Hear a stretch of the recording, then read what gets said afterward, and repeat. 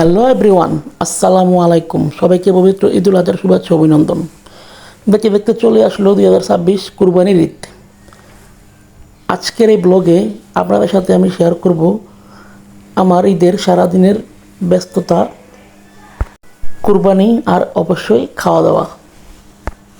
Everyone, এখন আমি চলে আসছি আমাদের ঈদগাহ মাঠে পবিত্র ঈদুল আজহার সালাত আদায় করতে। আমাদের এই ঈদগাহে 4-5 গ্রামের লোক একত্রিত হয়ে পবিত্র ঈদের সালাত আদায় করেন। এভরিওয়ান, এখন আমি পবিত্র ঈদুল আজহার সালাত আদায় করে বাসা চলে আসছি। এখন আমাদের কুরবানির পশু দুটো আল্লাহর নামে কুরবানি দেওয়া হবে।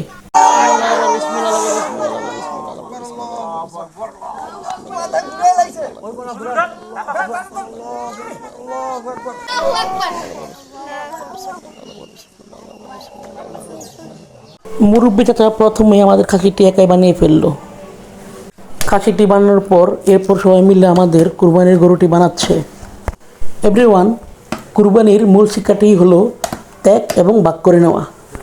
সকাল থেকে কুরবানির গোশত কাটাছেঁড়া এবং বিতরণের কাজে বেশ ব্যস্ত সময় পার করলাম।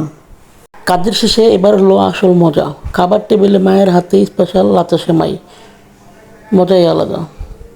তার সাথে মায়ের হাতের মাটন কষা, বিফ খিচুড়ি না খেলে ঈদের আমেজের পূর্ণতাই পাওয়া যায় না। এভরিওয়ান, এই ছিল আমার 2026 সালের কুরবানির ঈদের সারাদিনের গল্প। আপনাদের সবার ঈদ কেমন কাটলো কমেন্ট করে জানান।